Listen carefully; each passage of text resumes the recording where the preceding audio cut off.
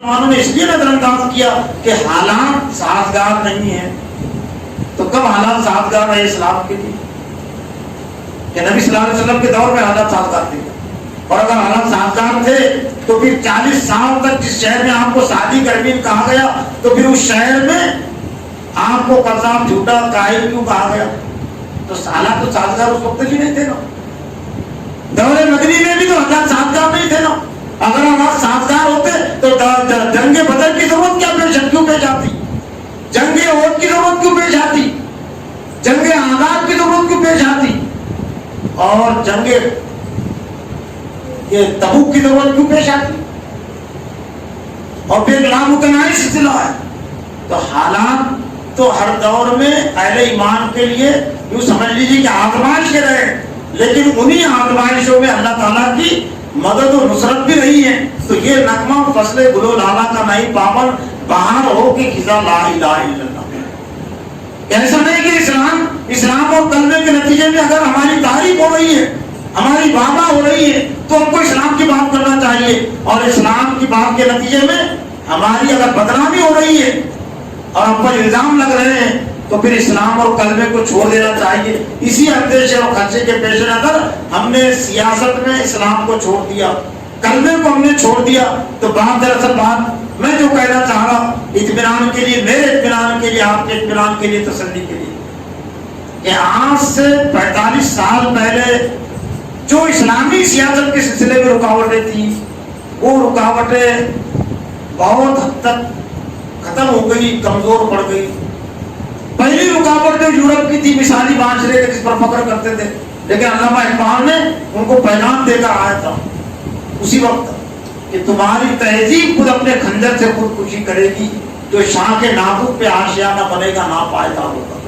دیار مغرب کے رہنے والوں خدا کی زمین یہ دکا رہی ہے, کھڑا جسے تم سمجھ رہے ہیں وہ اب ذرے کا معیار ہوگا. نظر کو خیرت کرتی ہے چمک تہذیب حاضر کی, یہ سنائی مگر چھوٹے نگوں کی ریزہ کاری ہے. علامہ اقبال نے سمجھ لیا تھا کہ یورپ نے اپنی سیاست کے لیے, اپنی تہذیب کے لیے جو فکر کو بنیاد بنایا ہے, لادینی تہذیب, حرص اور ہوس پر, نفس پرستی پر, آزاد خیالی پر, جس کی بنیاد یورپ نے رکھی ہے, تو چند ہی دنوں میں اس کو یہ قرض کثیرے پھل چکنے پڑے گی. اور جب میں نے 1 سال پہلے دعوت میں وہ تجزیہ پڑھا تھا, تبصرہ پڑھا تھا, تو مجھے تعجب ہوا تھا, لیکن فوراً مجھے لوگوں دوسروں نے اطمینان دلا دیا جو باہر آتے یورپ میں رہ کر آئے تھے, یورپ کی تہذیب کو دیکھا تھا. تو دعوت کے ترتیب یہ تھا کہ یورپ کی آدھی موتوں کی اطلاع ان کی بدبو سے ہوتی ہے پڑوسیوں کو, اور پھر پڑوسی کارپوریشن میں, میونسپلٹی میں اطلاع دیتے ہیں کہ یقیناً یہاں جو شخص رہتا تھا وہ مر گیا اور اس کی شراب کی بدبو آ رہی ہے. تو میرے لیے بڑے سگی میں رہنے والے کی تعجب کی چیز ہے نا, ہم کو تو جانور بدبو آئی تو ہم کو پڑے گا, بلی سڑ گئی, کتا سڑ گیا, جانور سڑ گیا, ہمارا دل پہ ہی جاتا نا. راستے سے گزرتے اگر بدبو آ رہی تو ہمارا تو دل نہیں جاتا کہ بیل مرا ہوا ہوگا, کتا مرا ہوا ہوگا. لیکن انسان مرا اس کی بدبو آ رہی ہے تو اس کا کم اتفاق ہوتا ہے نا. تو آدھی موتوں کی اطلاع ان کی بدبو سے ہوتی ہے پڑوسیوں کو, بستی میں رہنے والوں کو. تو ذرا تعجب میں نے اس پہ تعجب بھی کیا تھا, بلکہ یہ تو بہت مبالغے کے ساتھ انہوں نے قبضے کیا, ورنہ یوں کہہ سکتے کہ 80-90% موتوں کی اطلاع ان کی بدبو دیتی ہے ان کے پڑوسیوں کو اور لوگوں کو. کیوں؟ آدھی سے زیادہ بیویوں کو اپنے شوہروں کا علم نہیں ہے, شوہروں کو اپنے بیویوں کا علم نہیں ہے, آدھے سے زیادہ باپوں کو اپنے بیٹوں کا علم نہیں ہے. تو بیٹا باپ پر اتنا قریب ہے تو بھائی اور پھر نانا نانی ہے, تو سوال ہی پیدا نہیں ہوتا نا کہ نانا آئے گا, نواسا آئے گا, پوتا آئے گا دیکھ ریکھ کے لیے. جب باپ ہی نہیں ہے, بیٹا ہی نہیں ہے, شوہر ہی نہیں ہے, تو جب تک ہاتھ میں ہاتھ, جب کہ دم میں دم تھا تو کچھ ملازمین بھی تھے, ہاتھ سے کچھ کھانا بھی پڑ جاتا تھا, اور پھر علاج کے لیے پیر میں طاقت اور قوت تھی, دوا کھانوں میں چلے بھی جاتے تھے. لیکن آپ بستر پر پڑ مرنا آتا ہے نا بستر پر پڑنے کا, ہم روزانہ دیکھتے ہیں نا, یہ بس بستر پر پڑ گئے تو ملازمین نے تو پہلے, بیوی نے تو پہلے ساتھ چھوڑ دیا تھا, بیٹوں کا تو علم تھا ہی نہیں پہلے سے. تو اب کیا ہو, مکانات بڑے بڑے رنگوں میں, بڑے بڑے رنگوں مکانات, وہ کس حالت میں اس کی موت ہو رہی ہے چیخوں میں، تو وہ چیخوں کا بھی علم نہیں ہے. تو اب اپنے ہاتھ سے دوا کھانا بھی نہیں جا سکتا، کھانا بھی نہیں پکا سکتا، تو بستر پر موت کے علاوہ اور کیا انتظار کرے گا؟ پھر موت ہوتی ہے. لیکن جاپان طرف دہیل ملک ہے نا، تو جاپان نے اس مسئلے کا حل نکالا. لیکن خدائی ہدایت کو نظر انداز کرنے کے نتیجے میں جو حل ہوتا ہے، تو اس کا نتیجہ کیا ہوتا ہے؟ یہ جاپان نے جو اس کا حل نکالا اس کو سامنے رکھ کر سمجھ سکتے. جاپان نے حل نکالا کہ ایسی لاچاری کی عمر تک انسان اپنے آپ کو کیوں لے جائے، چلتے پھرتے کی عمر میں وہ کیوں خودکشی نہ کر لے. اس لیے اخبارات پڑھنے والے اچھے سے جانتے سب سے زیادہ خودکشی کی موتیں وہ جاپان میں ہوتی ہے. اور اس کا طریقہ یہ ہے کہ آپ اپنا کارپوریشن میں جا کر نام لکھا دے کہ میں اپنی مرضی سے مرنا چاہتا ہوں، پھر تاریخ دی جاتی ہے اور پھر وہ تاریخ پر حاضر ہو کر پھر وہاں زہر کا انجیکشن لگایا جاتا ہے اور پھر اس کی موت ہوتی ہے. کہ علامہ اقبال نے صحیح نہیں کہا تھا کہ تمہاری تہذیب خود اپنے خنجر سے خودکشی کرے گی، جو شاہ کے نامزد پہ آشیانہ بنے گا وہ ناپائیدار ہوگا. دیار مغرب کے رہنے والوں، خدا کی زمین ہے، دکان نہیں ہے. تمہاری دکان نہیں ہے یہ کہ جس تہذیب کا چاہے بھاؤ بڑھا دو اور جس تہذیب کا چاہے تم بھاؤ بڑھا دو. یہ خدا کی زمین ہے. خدا کی زمین پر اسی تہذیب کا بھاؤ بڑھا ہوا رہے گا جو خدا کے مطابق رہے گی، اور اس تہذیب کا بھاؤ گر جائے گا، گھٹ جائے گا جو تہذیب خدا سے باقی ہو کر وجود میں آئے گی، خدا کی نافرمانی میں وجود میں آئے گی. تو اب فخر کرنا چھوڑ دیا نا یورپ نے، مسلمانوں نے فخر کرنا چھوڑ دیا نا. تو ایک جو بڑی رکاوٹ تھی یورپ کی تو بہت حد تک کم ہو گئی. بڑے صغیر کی سطح پر میرا اپنا احسان کیے تھے کہ آج سے 40 سال 45 سال پہلے جو 3 بڑی رکاوٹیں تھیں وہ تینوں کی تینوں رکاوٹیں کافور ہو گئی. صرف ایک رکاوٹ جو نہیں پیدا ہوئی ہے ہندوتو کی، لیکن اس کی بھی کوئی بنیاد نہیں ہے. یہ بھی زیادہ دن تک باقی رہنے والی چلنے والی نہیں ہے. ظلم کی بہت زیادہ لمبی تاریخ نہیں ہوتی. یہ تو ہماری کوتاہی ہے کہ پھر بھی ان کو اتنی مہلت مل رہی ہے ظالم اور جابروں کو. ہم نے اتمام حجت نہیں کی میدان سیاست میں، ورنہ اتنی مہلت نہیں ملتی، اتنی ڈھیل نہیں. اللہ تعالیٰ اتنی ڈھیل نہیں دیتا، برسوں کی اور صدیوں کی ڈھیل اللہ تعالیٰ نہیں دیتا، مہینوں کی دیتا، کچھ سالوں کی اللہ تعالیٰ ڈھیل دیتا. 3 جو بڑی بڑی رکاوٹیں تھی اسلام کو بحیثیت نظام زندگی کے پیش کرنے کے سلسلے میں.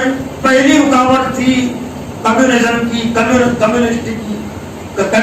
کمیونسٹ اور کمیونزم کی تاریخ اور کمیونسٹ کی تاریخ کو پڑھنے والے اچھی طرح جانتے ہیں کہ ان کے پاس بھی ایک ذہن ساتھی کا ایک نصاب ہے، ایک نظام ہے ان کے پاس. جس طرح جماعت اسلامی کے بعد ایک ذہن ساتھی کا نصاب اور نظام ہے، تو کارل مارکس اور لینن کی جو پالیسیاں ہے اس کو پڑھنے اور پڑھانے کا اور اس کے لیے جانے دینے کا ان کے پاس ایک نظام ہے کہ اس کے لیے کمیونزم کے لیے اگر مال کی ضرورت پڑے، جان کی ضرورت پڑے تو وہ جان بھی دیتے ہیں.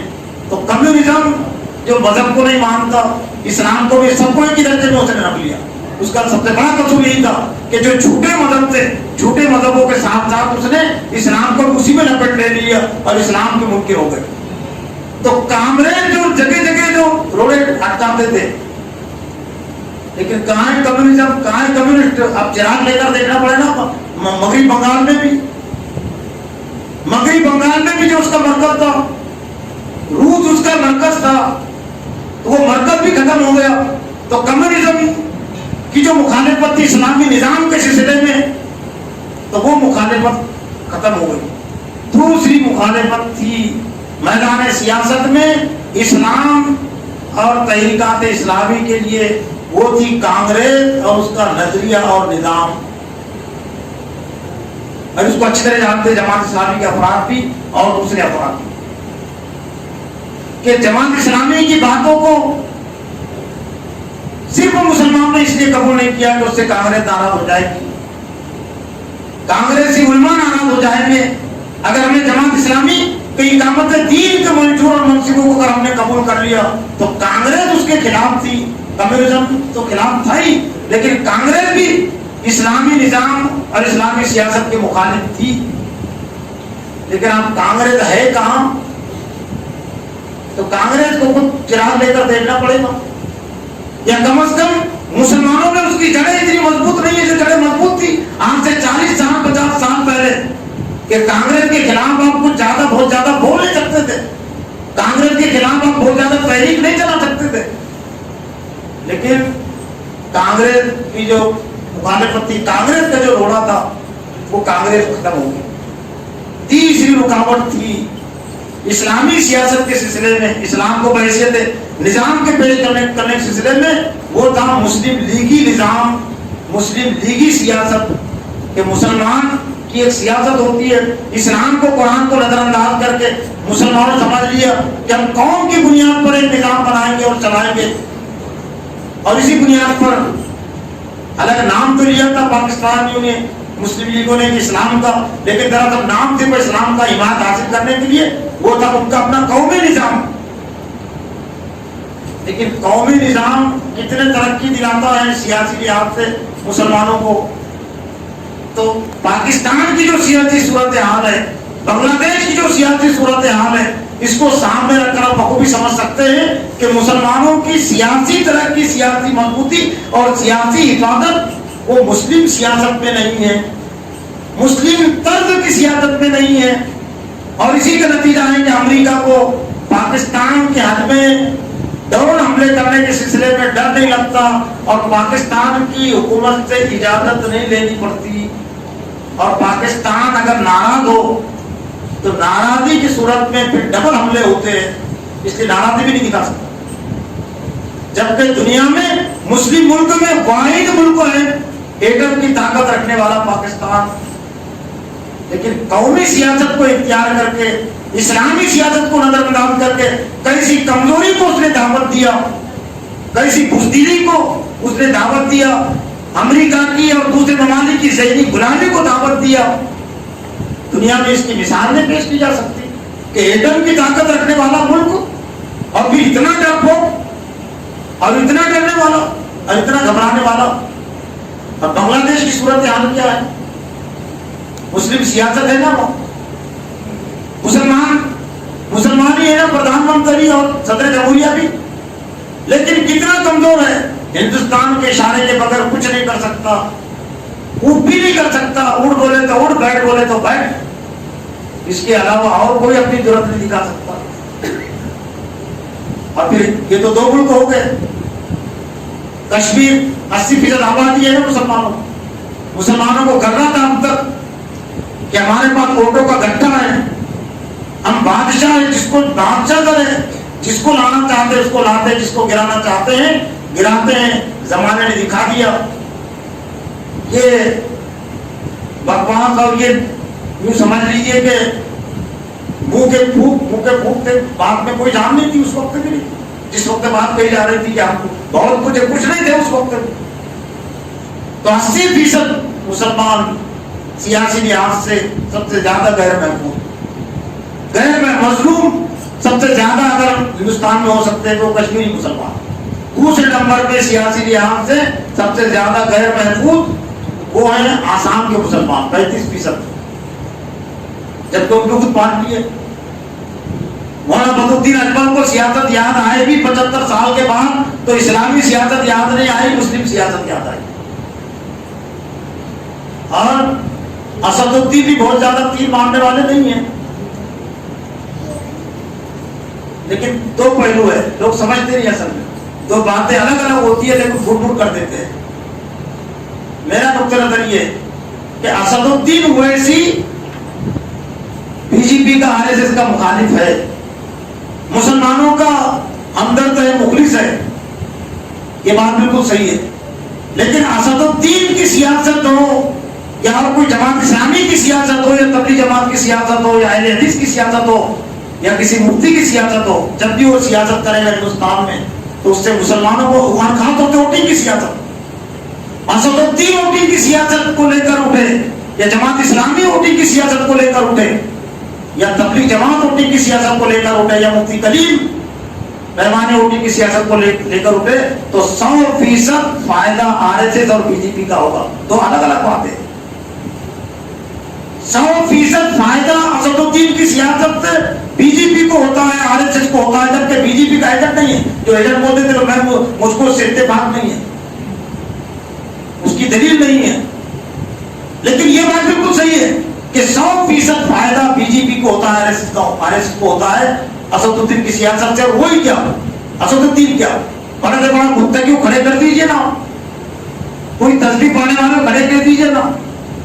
مولانا ساتھ ساتھ تبلیغ جماعت کے آپ تو سلام تو یہ ہے کہ وہ سیاست سے کوئی تعلق نہیں ہے, لیکن مولانا ساتھ بھی اگر میدان میں آئیں گے تو وہ تو کم سے کم بی جے پی کے نہیں ہے نا, لیکن بی جے پی کو فائدہ ہوگا 100%, اور پھر یہی کہا جائے گا کہ بی جے پی کے ایجنٹ ہے. تو دو باتیں یہ ہے کہ جو بھی یہاں سیاست کرے گا ووٹنگ کی سیاست سے اپنے آپ کو مضبوط کرنے کی کوشش کرے گا, تو مضبوط کرنے تو اپنے آپ کو مضبوط تو نہیں کر سکتا, لیکن اپنے آپ کا نقصان کرے گا. جب بھی نام آتا ہے عبدالدین اویسی کا تو میری دل سے دعا نکلتی ان کے والد کے لیے, صلاح الدین اویسی کے لیے, اور میں دعوت دیتا ہوں, دعا دیتا ہوں ان کی بصیرت اور ان کے سوچ اور سمجھ پر, کیونکہ 1980 سے میرا اخبارات کی تعلق ہے. مالیگاؤں میں پڑھتا تھا تو وہ اخبارات میرے ذہن میں تازہ ہو جاتے ہیں کہ جب مجلس اتحاد المسلمین نظام آباد میں قائم کرنے کی کوشش وہ کرتے تھے کچھ نوجوان, تو سلطان صلاح الدین دیوار کی طرح کھڑے ہو جاتے تھے کہ ہم حیدرآباد سے باہر نہیں نکلنے دیں گے. بڑی بصیرت کی آپ کی, بڑی بصیرت کی بات تھی. انہوں نے اپنی زندگی میں مجلس اتحاد المسلمین کو نظام باغ میں بھی نہیں آنے دیا, اس لیے وہ اچھی طرح معلوم, ان کو اچھی طرح معلوم تھا کہ یہ جو مسلم طرز کی جو سیاست ہے مجلس اتحاد المسلمین زیادہ جو چل سکتی ہے یہ صرف حیدرآباد کے حصے میں چل سکتی ہے, ورنہ یہ سیاست اگر ہم نے نظام باغ میں لائی تو نظام باغ نے بھی انہیں اپنی زندگی میں نوجوانوں کی ناراضی بول لی, لیکن نظام باغ میں بھی انہوں نے مجلس اتحاد المسلمین کی شاید کار میں ہونے دی. بڑی بصیرت تھی سلطان صلاح الدین اویسی میں, کاش کہ ویسی بصیرت اسد الدین اویسی کو حاصل ہوتی. دوسرا تجزیہ تو زیادہ میرا جو ہو سکتا ہے کہ جوش ہے اسد الدین اویسی میں, لیکن ہوش کی کمی ہے. جوش بالکل اور چیز ہوتی ہے اور ہوش بالکل اور چیز ہوتی ہے, لیکن جوش سے پہلے ہوش کی ضرورت ہوتی ہے, اور شاید ہوش کی کمی ہے جس کی وجہ سے اپنی سوچنے کی بات یہ تھی نا, کم سے کم کو سمجھانا تھا نا, ان کو معلوم ہے کہ ان کے والد اس کے خلاف تھے, تو وہاں زیادہ امیدوار کھڑا کریں گے تو وہاں مسلمانوں کی تائید ان کو نہیں ملتی.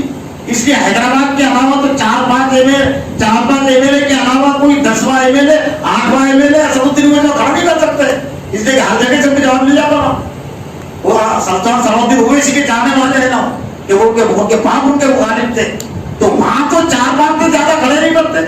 اور کہاں یو پی میں کون سی سیاست کا درد آ گیا, جوش آ گیا کہ 100 امیدوار, مہاراشٹر میں 50-50 تلنگانہ کے ہیں تو پھر وہاں کھڑا کرو نا 25-30 وہاں کر کے بڑا کر کے دیکھو نا, تو وہاں تو تم 4-5-6 سے علاوہ زیادہ کھڑا نہیں کر سکتے. یا اندر سے تمہارا کچھ ان سے تلنگانہ راشٹریہ سمیتی سے کچھ معاہدہ ہے, یا تم یوں سمجھ لیجیے کہ تمہارا ساتھ نہیں دیتے وہاں, لیکن بات تو ہے نا بالکل کہ وہاں تو اتنے امیدوار نہیں تم کو نظر آتے, جبکہ آبادی وہاں پر بھی ہے نا. لیکن یو پی بہار میں اتنے پھر ہلکے اور اتنے امیدوار کیسے تم کو یاد آ جاتے ہیں, یہ بھی سوچنے کی چیز ہے. تو مسلم سیاست سے مسلمان مادی میں بھی کمزوری ہو گئے. مسلمانوں کو جو سیاست مضبوط بناتی ہے, جس کا تذکرہ اللہ نے سورہ ابراہیم میں کیا, یثبت اللہ الذین آمنوا بالقول الثابت فی الحیاۃ الدنیا و فی الآخرہ, اللہ تعالیٰ کلمے کے ذریعے سے, قرآن کے ذریعے سے اللہ تعالیٰ ایمان والوں کو مضبوطی عطا کرتا ہے. اور جب تک امت مسلمہ کی سیاست قرآن اور اسلام سے وابستہ تھی, جب تک خلافت بنو امیہ اور بنو عباسیہ اسلام اور قرآن سے وابستہ تھی, تب تک اللہ تعالیٰ مضبوط بھی رکھا تھا. اور تب تک یہ مغلیہ سلطنت, آصفیہ سلطنت اور بھی سلطنتوں کے سلسلے اسلام کا عنصر اس میں غالب تھا, غیر اسلامی چیزوں کا غلبہ نہیں ہوا تھا, تو اللہ تعالیٰ نے لاز رکھی تھی اور اللہ تعالیٰ نے غالب کیا تھا. لیکن جب یہ حکومتوں اور سلطنتوں سے اسلامی سیاست کا عنصر کم ہو گیا, مغلوب ہو گیا, تو 500 سالہ دور اقتدار تاتاریوں کے حملے سے خلافت بنو عباسیہ کو نہیں بچا سکا. 800 سالہ وہ اندلس کا دور, یورپ کی سلطنت اور حکومت کا دور, مسلمانوں کو عیسائیوں کے ظلم و ستم سے, عیسائیوں کے غلبے سے نہیں بچا سکا. اور یہ بات اس لیے پیش کرنے کی ضرورت ہے کہ آج مسلمان یہ سمجھتے ہیں ہندوستان میں کہ ہمارے ایم پی کم ہیں, ہمارے ایم ایل اے کم ہیں, ہمارے کلکٹر کم ہیں, اور ہمارے IAS IPS افسران کم ہیں، تو اس لیے ہم سیاسی لحاظ سے کمزور ہیں. اتنی بہت سوچ اور اتنی بے شعوری کی باتیں. یعنی قرآن پڑھنے کے بعد، حدیث پڑھنے کے بعد، مسلمان ہونے کے بعد یہ جتنے بھی کیوں گنے جاتے ہیں یہ موجودہ سیاست کے مراقب ہی نہیں ہے، یہ آزاد نہیں ہے. APJ کلام بھی نہیں کچھ کر سکتا تھا، کچھ نہیں کر سکا اس نے، اور اس کو بنایا بھی گیا تھا. وہ صرف مسلمان اس لیے نہیں، وہ ان کا ہمدرد ہے، عارضت سے تھا، اس لیے مسلمان ہونے کی حیثیت سے بھی نہیں اس کو بنایا گیا تھا، وہ ان کے قریب تھا اس لیے اس کو بنایا گیا تھا. تو یہ نہیں ہم کو بھولنا چاہیے کہ مسلمانوں کا ماضی میں اگر قتل عام ہوا ہے یا جلا وطنی ہوئی ہے تو مسلمانوں کے دور اقتدار میں مسلمانوں کا قتل عام ہوا ہے. مسلمانوں کے دور اقتدار میں مسلمانوں کی جلا وطنی ہوئی ہے. یہ MP اور یہ خاندان اور یہ MLA یہ تو کاغذ کے پردے ہیں، اور موجودہ نظام نے بتا دیا کہ کبھی جو تو یہ نواب ملک جو تو کیبنٹ منتری ہوتے تھے لیکن اب جیل میں. اعظم خان جو ہے تو دوسرے نمبر کا لیڈر شمار ہوتا تھا اور مسلمانوں کے حساب سے پہلے نمبر کا لیڈر، لیکن بیچارہ جیل پہ ہے. جب کہ چن کر بھی آیا. تو یہ MLA اور یہ کیبنٹ کے عہدے یہ نجات نہیں دلا سکتے اور یہ کامیابی نہیں دلا سکتے، سیاسی ترقی نہیں دلا سکتے. یہ تو بہت چھوٹی چیز ہے. 300 سالہ دور مغلیہ دور حکومت مسلمانوں کو جلا وطنی اور قتل عام سے نہیں بچا سکا. 300 سالہ یہ نظام حکومت کا دور، عاصفیہ سلطنت کا دور، یہ مسلمانوں کو جلا وطنی سے، شہر وطنی سے اور قتل عام سے نہیں بچا سکا. قتل عام سے اگر مسلمان بچے ہیں ماضی میں، جلا وطنی سے مسلمان بچے ہیں، وہ دین کے نتیجے میں بچے ہیں. دین نے ان کو بچایا ہے. جب بھی دین کو مسلمانوں نے بیچ میں لا لیا تو دین نے ان کی حفاظت کی. وہی تاتاریوں کو پتمندر میں دو چیزیں بہت سارے مسلمان یہ سمجھتے ہیں کہ اسلام کی حکومت نے، اسلام ہار گئے، اسلام کمزور ہو گیا. اسلام کمزور نہیں ہوا اور اسلام کمزور ہو ہی نہیں سکتا. اسلام اور چیز ہے، مسلمان اور چیز ہے. مسلمان کمزور ہوا ہے اور مسلمان اس لیے کمزور ہوا ہے کہ اسلام کو اس نے چھوڑا. علامہ اقبال نے ایک شعر سے یہ دونوں فرقوں واضح کیے، سمجھایا ہے. تو نہ مٹ جائے گا ایران کے مٹ جانے سے، تو نہ مٹ جائے گا ایران کے مٹ جانے سے، نشے میں کا تعلق نہیں پیمانے سے، ہے عیاں روئی سے تاتار کے افسانے سے، فاطمہ مل گئے کعبے کو صنم کھانے سے. یہ دو شعر ایک جگہ کے کہ ایک دور میں ایران کی حکومت اور انسان اقتدار کو لوگ مسلمان اسلامی اقتدار سمجھتے تھے کہ ہم اقتدار میں ہیں. تو علامہ اقبال نے کہا کہ ایران کی حکومت اگر بڑھ بھی گئی تو اسلامی لحاظ سے اسلام نہیں بڑھ سکا. نشے میں کو تعلق نہیں پیمانے سے. اسلام ایک نشہ ہے اور محتاج نہیں اقتدار کا. جس طرح سے میں ایک گلاس، یعنی شراب جو ہے تو گلاس کی محتاج نہیں ہے. اگر مٹی کے پیالے میں بھی اگر شراب پی جائے تو وہ شراب اپنا نشہ دکھاتی ہے. برتن کے گلاس میں، پلیٹ میں اگر کوئی شراب پیے تو شراب اپنا نشہ دکھاتی ہے. تو یہ معاملہ ہے اسلام کا. اسلام اپنا اثر دکھاتا ہے لیکن صرف اس کو پیش کرنے کی ضرورت ہے. تو اب یہ 3 رکاوٹیں جو تھی بڑے صغیر کے حوالے سے، ہندوستان کے حوالے سے، کانگریس کی رکاوٹ، کمیونسٹوں کی رکاوٹ، مسلم لیگی یا سیکولرزم، مسلمانوں کی سیاست کی رکاوٹ. اب کیسے وہ جیسے اسلام کی بات کرتے تھے تو یہ MLA خاندان اور MP بیچ میں آ جاتے تھے نا کہ بھائی تم کیوں کر رہے، ہمیں تمہاری عبادت کرنے والے. تو آپ کم سے آپ نہیں بول سکتے نا، اور آپ ان کے بعد علماء اور جماعت نہیں جا سکتی نا ہاتھ پھیلا کر کہ ہمارے نوجوان گرفتار ہو رہے، بچاؤ. وہ بھی بیچارے گرفتار ہے تو وہ کیا بتائیں گے. تو اب ایک جو نئی رکاوٹ ہے ہندوتو کی، لیکن اس کی بہت بڑی تعریف نہیں ہے اور یہ بہت زیادہ دنوں تک یہ چلنے والی نہیں ہے. ہندوتو کا نظریہ بہت سارے ہندو میں نام مقبول ہے، بہت سارے ہندوتو کے نظریے کے مخالف ہے. لیکن شرط یہ ہے کہ ہم اسلام پر ثابت قدمی کا ثبوت ہے اور دین و اسلام کے بنیاد پر جو آزمائش ماضی میں بھی آئی ہے اور آج بھی آئیں گی اور قیامت تک آئے گی. وَلَنَبْلُوَنَّكُمْ بِشَيْءٍ مِّنَ الْخَوْفِ وَالْجُوعِ وَنَقْصٍ مِّنَ الْأَمْوَالِ وَالْأَنفُسِ وَالثَّمَرَاتِ وَبَشِّرِ الصَّابِرِينَ. ہم ضرور تمہارا امتحان لیں گے، تمہارے مال و در کے ذریعے भूख के जरिए जानों और मालों में कमी करके वो बशरी साबिरीन और खुशखबरी सुना दीजिए सब्र करने वालों।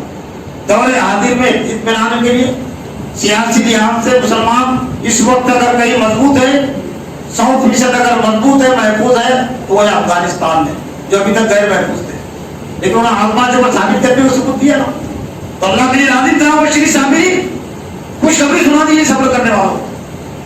दूसरे नंबर के सियासी लिहाज से मजबूत मुसलमान है गजा की हद तक, हमास के जियाद है, इसराइल के बस में नहीं उनको डरनो निवाला समझना, लेकिन क्यों? उन्होंने सियासत, उन्होंने कुरान को और इस्लाम को बीच में लाया। और तीसरे नंबर के कुछ हद तक मजबूती है वो तुर्की में, लेकिन पूरे तौर से मजबूत इसलिए कि अभी नजमुद्दीन वो अपने जो तैयब एर्दोगान ने मुकम्मल सियासी निज़ाम का ऐलान नहीं किया, मुकम्मल इस्लामी खिलाफत का ऐलान अभी एर्दोगान ने नहीं किया। अगर वो मुकम्मल इस्लामी निज़ाम का अगर ऐलान कर दे और अंतरिक्षों को दूर कर दे, तो जिस तरह से 50 मुल्क भी अफगानियों का कुछ बिगाड़ नहीं सके और इसराइल भी कुछ नहीं बिगाड़ सका, तो एर्दोगान का और तुर्कों का या अमेरिका का कुछ नहीं बिगाड़ सकते। लेकिन बहरहाल के फिर भी उन्होंने गैर इस्लामी सियासत को नजरअंदाज किया है। जो तुर्की की तारीफ पढ़ते हैं कि जो कुछ उनकी सियासत है वो इस्लामी लिहाज से बहुत गनीमत है, वरना वहां पर तो बहुत सारी इस्लामी बातों पर पाबंदी थी, तो धीरे धीरे बहुत सारी उन्होंने पाबंदी हटाई है। तो यूं कह सकते हैं कि चूंकि उन्होंने इस्लाम को, और ऐसा भी हो सकता है और अल्लाह की सुन्नत रही है जालिम और जाबिरों को सजा देने की, इंतकाम लेने की, रुसवाई वाला अदाब। तुर्की से जब इस खिलाफत खत्म हुई तो बातिल परस्तों ने हंसाना और हंसने में हाथ भी हो, लेकिन जब अहले हक का गिरोह को तैयार होता है और साबित करके दिखाता है तो अल्लाह ताला उनको फिर रुलाता भी है, उनको गैर और गजब में मुब्तला करता है, उनको गम में मुब्तला करता है। और मेरा अपना एहसास ये कि शायद ऐसा भी होगा और होना चाहिए कि तुर्की में जो खिलाफत के खात्मे की तारीख थी 1924, तो शायद तुर्की में वो खिलाफत के क़याम की तारीख शायद वही ठहरेगी और सुन्नतुल्लाह के मुताबिक ऐसी हो सकता है। अहले ईमान को अल्लाह ताला उसका इनाम देगा साबित तकबीर का, यूरोप के तुर्की के मुसलमानों को अल्लाह ताला इनाम देगा। और ये जो सिरेले वगैरह क्या दिखाई जा रही है उसको तो मैंने नहीं देखा, शायद उनके पेश नजर वो हो या और कोई चीज हो, एक दूसरी चीज है, लेकिन वो अलग अलग चीजें कुछ दिखाई जा रही, बच्चे बहुत ज्यादा उसके दिल ज्यादा, तो वो क्या क्या क्या नाम लिए जा रहे, लेकिन उनके पेश नजर ये हो कि अपने अवाम को अगर वो तारीख से रूशनास कराना है तो ये मुस्बत चीज है। लेकिन ये खाम का मुसलमान उसमें अपना जो वक्त बर्बाद कर रहे हैं, यहाँ क्या वो क्या कर सकते? वो तो तुर्की के हद तक बात हो सकती हो, लेकिन यहाँ तुम ज़हनी बातिल की ज़हनी गुलामी में और रोने में तुमको क्या फायदा मिलने वाला है? तो हमको फायदा तो उस वक्त मिलेगा जबकि हम हमारी जिंदगी में हम इस्लाम को, इस्लामी खिलाफत को दाखिल करें, 5 फुट के जिस्मों पर हम इस्लामी निज़ाम को कायम करें। पहले हम हमारे 10x10 के घर में हम इस्लामी निज़ाम को कायम करने की कोशिश करें। हम हमारी मस्जिदों में जहाँ हमारा फर्ज चलता है वहां पर हम इस्लाम को नाफिज और गालिब करने की कोशिश करें, वरना वो सिरे देख कर उससे क्या फायदा होने वाला है? तो देखा जाएगा ज्यादा नौजवान उसी में अपने वक्त बर्बाद कर रहे हैं। उससे बेहतर है कुरान पढ़ना, इस्लामी तारीख पढ़ना। बहरहाल वो हकीकत अपनी जगह पर होती है और एक बनावटी चीज जो होती है किताब उसमें जो नुमाया किया जाता वो चीज वो असर उसमें नहीं हो सकता और आखिर में जो मनसूबाबंदी हो सकती है। मेरा अपना एहसास ये कि अगर हमने नमाज को, अज़ान को समझ लिया, नमाज को समझ लिया, तो ये अज़ान काफी है जिंदगी में इस्लाम को लाने के लिए, अल्लाह की बड़ाई को लाने के लिए। नमाज काफी है जिंदगी में इस्लाम को लाने के लिए और गैर इस्लामी इक़्तिदार की गुलामी से और उसकी इताअत और फरमाबरदारी से बचाने के लिए लफ्ज़ अल्लाहु अकबर काफी है। बड़ी ताकतवर कुव्वत होती है अगर सही नियत के साथ सही पस मंजर में उसको पेश किया जाए।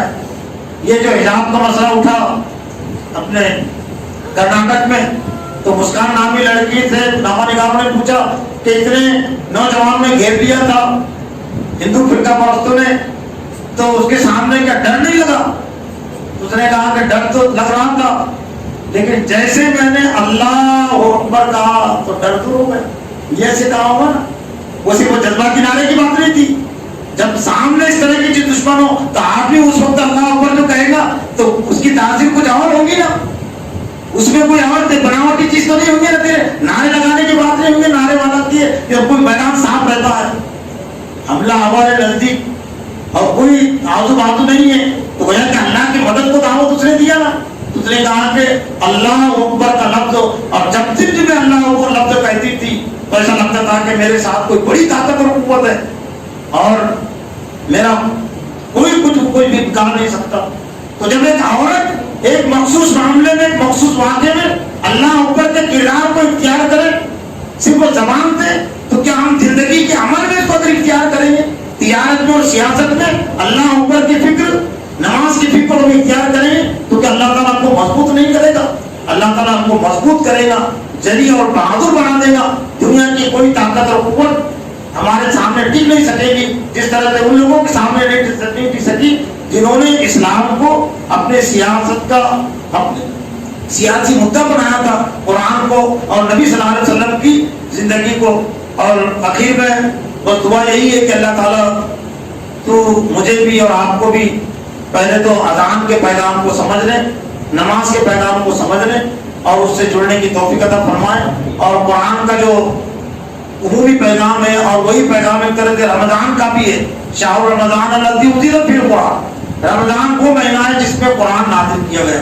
تو قرآن کو ہم صرف رمضان کے حد تک محدود نہ رکھیں، ہم اپنے دل کو دل پر بھی نازل کریں، ہم قرآن کو اپنے دماغ پر بھی نازل کریں، ہم قرآن کو اپنے عمل میں بھی نازل کریں، تب قرآن اپنی تاثیر دکھائے گا اور اپنی طاقت دکھائے گا.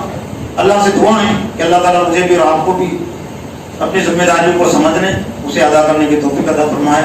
امت مسلمہ کے زوال کے اسباب کو سمجھنے، جاننے، اس سے بچنے کی توفیق عطا فرمائے، اور امت مسلمہ کے بلندی کے اسباب کو جاننے اور سمجھنے، اختیار کرنے کی توفیق عطا فرمائے.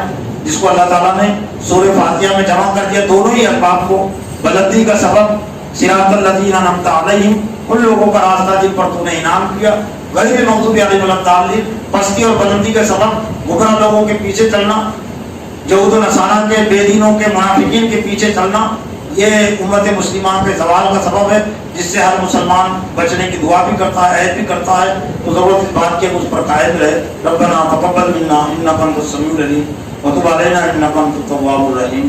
وصلی اللہ تعالی علی خیر خلق محمد وعلی آلہ واصحابہ اجمعین برحمتک یا ارحم